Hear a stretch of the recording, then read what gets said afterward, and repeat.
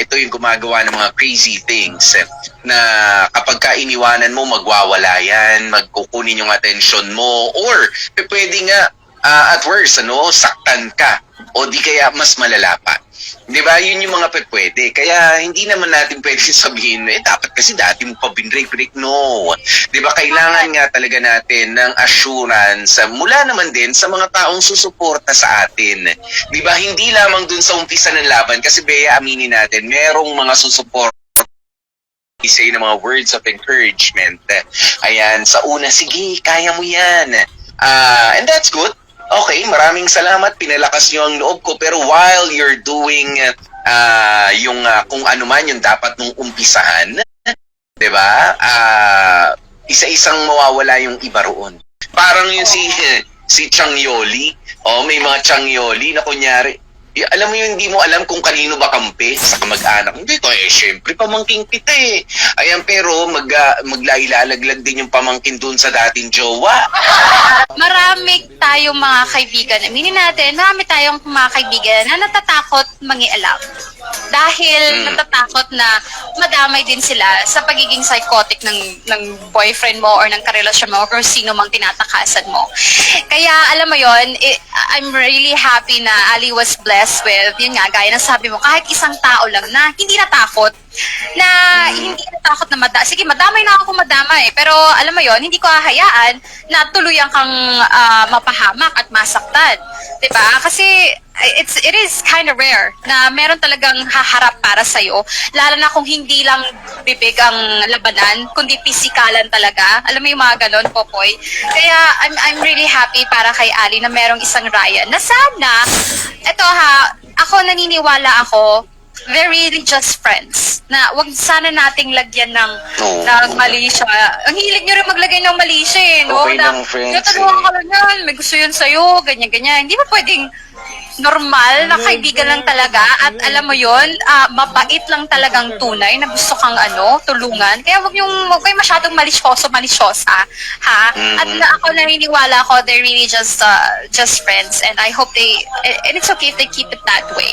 Kung meron mang ma-develop man sila or whatever, wala na tayo doon. Kasi hanggang dyan lang kinwento ni Annie. Pero let's respect mga kamarkada, yung pagtulong ng isang tao nang hindi natin binibigyan ng mali siya. Kasi maraming ganyan. Tutulungan ko lang yan kasi type ganyan. O ganun. Yeah, ay wag. Hindi, masama yun. Kasi somehow, meron talaga tayong mga friend na tinutulungan natin just because we feel like they really need our help and support. Yeah. Diba? Not necessarily dahil type kita, not necessarily dahil crush kita noon. No. Diba? Hindi ganoon. Dahil hindi. Dahil feeling ko mapoprotektahan kita doon sa mga problema mo. Matutulungan kita. Diba? Di bali na kung di mo na ako matulungan na pabalik, that's fine. Ayan, pero kung gano'n, tama yun, wag na nating bigyan pa ng mali siya. Kasi sayang naman, kapag ka tinukso nyo ng tinukso yung mga taong yan, kayo na lang magsama, kayo naman nagkakaintindihan. Papaano kapag ka nangyari yung panahon na sige, nagkaroon sila ng relationship.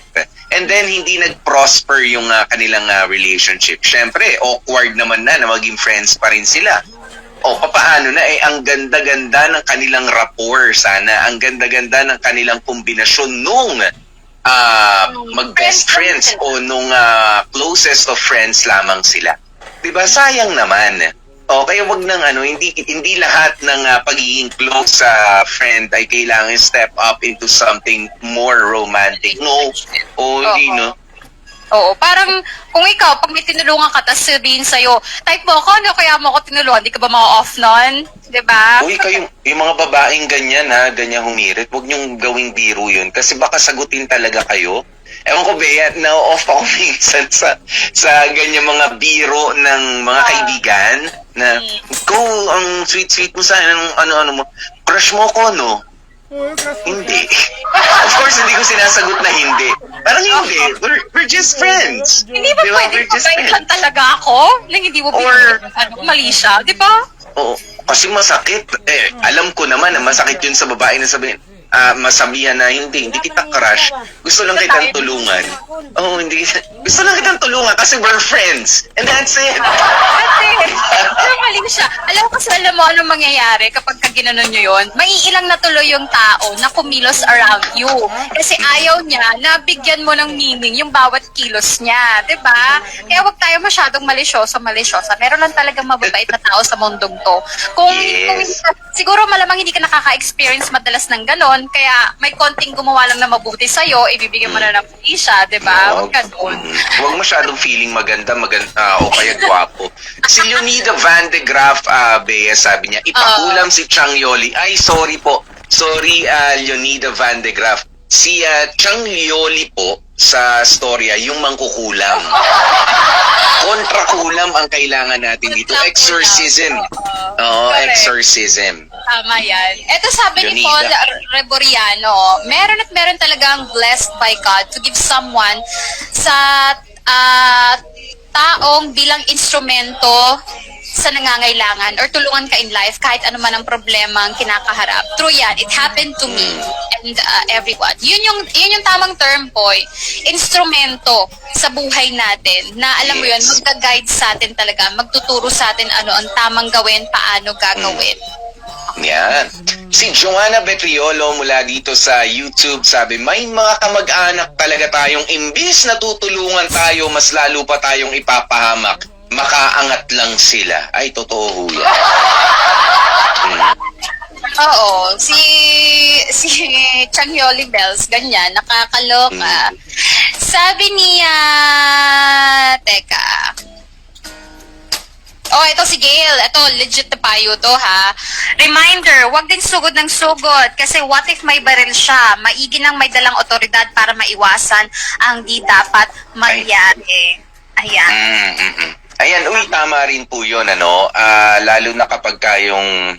Ayan, yung kaninang eksena ni Ali tsaka ni Dave, yung pupunta kayo dun sa lugar ng ni Dave. Yung alam yung medyo violente yung pupuntahan nyo at meron silang kapasidad na saktan kayo o sino man sa inyo, humingi kayo ng alalay. 'Di ba? Humingi kayo ng alalay mula sa barangay, sa mga tanod, ganyan. Dahil hindi dahil sa gusto nyo ng gulo. Ayan, pero asan kasi yung gulo. 'Di ba? Iba pa rin yung iba pa rin yung may ganong klase ng proteksyon. Pero syempre, kung kayo man ang magdadala ng barangay o ng police assistance sa mga pagpunta sa ganyan, wag din tapang. Yung iba, Bea, lalo pang, ay, dahil siya ang